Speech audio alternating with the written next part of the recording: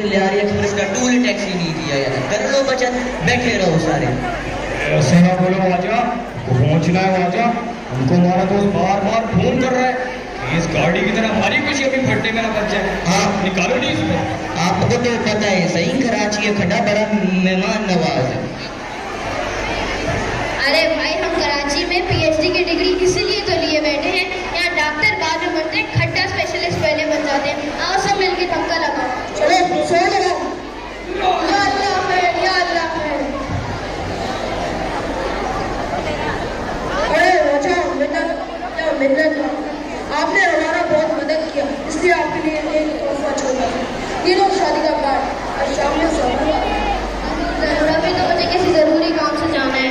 हम भी निकलते। चलो चले, वजह भी जाने खुदा का नाम।